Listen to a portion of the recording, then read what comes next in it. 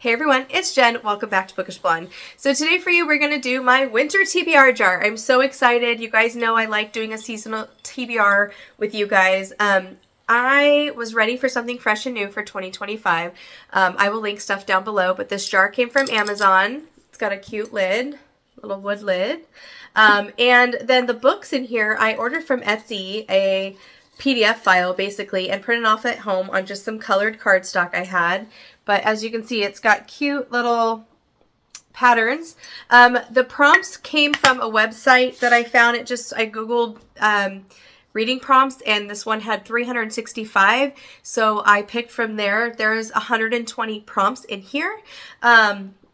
So this is going to be what I use for my winter TBR and then for the rest of the seasons in 2025. Before we pick out of here though, let's talk about my fall TBR. So it went really well. Out of the 6 books I picked, I read 5 of them. So the first prompt was Ends an Odd Number of Pages. That was Empire of the Damned. I read it. I gave it 4 stars. Really good book. Really good sequel. Under 250 pages was the next prompt, and I picked Promise Not to Tell. I gave this 3 stars. I've talked about all these in my wrap-up, so I'm not going into detail. This one was Plant on the Cover. This was Hester. This is the only one I didn't get to, but I still am keeping it on my shelves. I'm anxious to read this in 2025. The next prompt was The Attic Child, which is historical fiction pick, and this was 5 stars. The next prompt was a 5-star prediction, and that was The Dark Corners of the Night by Meg Gardiner. This is number 3 in her Unsub series.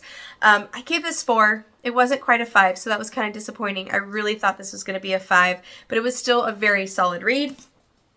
And the last prompt was a 3-word title, and I picked One Dark Window. Read it, gave it 4 stars, want to continue on in this duology as well. Okay, so let's get going and pick for my winter TBR. I'm going to do, I think I might pick 8, or should I do 6? I'm going to pick 8 prompts because I'm excited to check out some of these new prompts I put in here. Okay, and the colors mean nothing other than it just is pleasing to the eye. All right. First prompt is a book with time travel. Okay. Book with time travel. All right. That's prompt 1. Okay. So for the first prompt, time travel book, I am going to go with What the Wind Knows by Amy Harmon. This is historical fiction. I believe there's time travel in this. I'm almost positive. This one is an unforgettable love story. A woman's impossible journey through the ages could change everything. So we're following Anne. She grew up in Ireland, listening to her grandfather's stories. She's heartbroken by his death, and so she travels to his childhood home to spread his ashes. There, overcome with memories of the man she adored and consumed by a history she never knew, she is pulled into another time. The Ireland of 1921, teetering on the edge of war, is a dangerous place in which to awaken. But there Anne finds herself hurt, disoriented, and under the care of Dr. Thomas Smith, guardian to a young boy who is oddly familiar.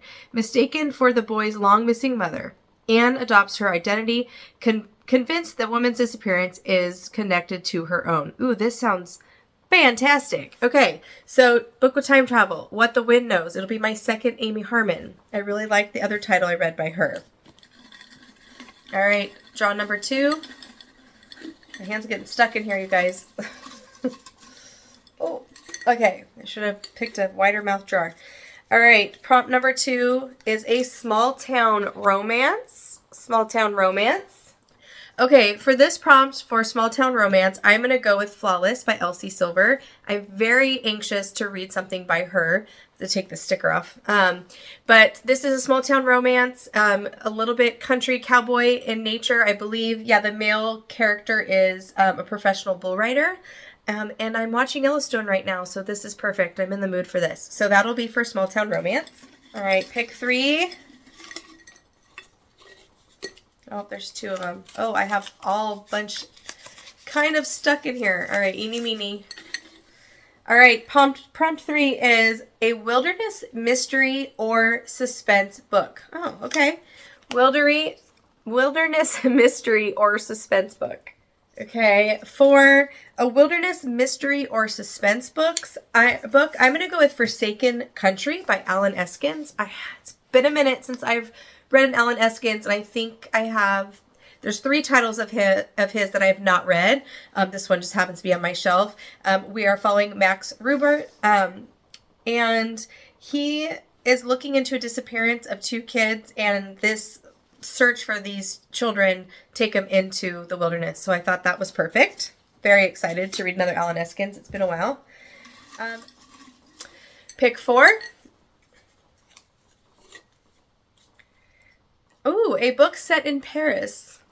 A book set in Paris. All right. So the next prompt is a book set in Paris and another historical fiction. I'm going to go with The Room of Rue Amélie by Kristen Harmel. I haven't read a Kristen Harmel in a minute. We're following newlywed Ruby Henderson. She arrives in Paris in 1939, dreaming of walking arm in arm with her husband along the grand boulevards awash in the golden afternoon light. But war is looming on the horizon, and as France falls to the Nazis, her marriage begins to splinter too. Another character is an 11-year-old Charlotte, who is a neighbor, and she tries to help her. It looks like her family is Jewish, and looks like their family is going to be torn apart. And then we are also following a British pilot named Thomas Clark, who is crashed in enemy territory, and he discovers a new reason to keep fighting and an unexpected road home. So you're going to follow 3 main characters. Their timelines are going to intersect, obviously, and I'm really looking forward to that.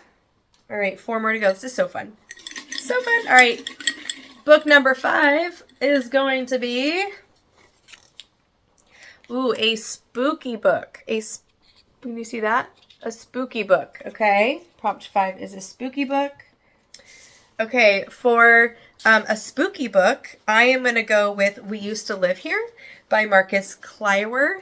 As you may know, I started this in October and never finished it, and it's definitely something I'm going to read by the end of the year. So I picked this one for my spooky book. Great. I haven't picked a pink one yet, you guys. I need a pink one. Is this pink? Nope, blue. All right. Book 6. A book set on an island. Set on an island for prompt 6. A book set on an island. Book set on an island. We're going to go with Tress of the Emerald Sea by Brandon Sanderson.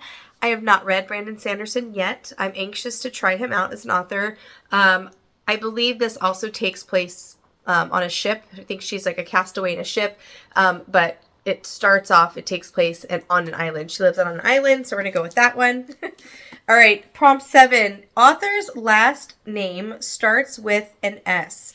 So an author with the last name starts with an S. 2 more. All right. For the 7th prompt, which was author's last name starts with an S. I almost picked the Sanderson one, but I realized the island was a component in that. So I'm going to go with Middle of the Night by Riley Sager. I have not read his new book yet. Who am I? Am I even a reader?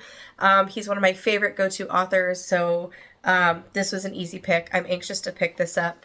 All right, and last but not least, you guys think I can get a pink one? Probably not. My hand keeps getting stuck. Oh, green. Okay, last prompt for winter is, this is perfect. A novel set in a cabin in the woods. That's perfect for winter, don't you think? Okay, so the last one the prompt was a novel set in a cabin in the woods. So it's a little bit obvious, but I'm going to go with The Cabin in the Woods by Sarah Alderson. Don't know much about it other than it's a mystery isolated thriller. And it literally fits the prompt, so that's perfection. We are, in a cabin in a wood, a woman by the window stood. Glancing out, she thought she heard footsteps whistling, something stirred. Hiding here, she fears the night, for what's done in the dark will come to light. She must run fast to escape her lie, or she'll be the next to die. A gripping thriller for the master of edge-of-your-seat twist, Sarah Alderson. Perfect for fans of Claire Douglas and Harlan Coben. And I like both of those authors. So I thought that was kind of fun how they had a poem to describe the book. This one looks like something I could read and fly through. It's not that long and the print is fairly large. So Cabin in the Woods for a novel set in a cabin in the woods. Okay, so those are my winter prompts. I had so much fun. As you guys know, I love doing this. I will be checking in a few months and let you know which ones of these I read and pick for the next season. Happy reading, guys. Thanks for being here. Bye.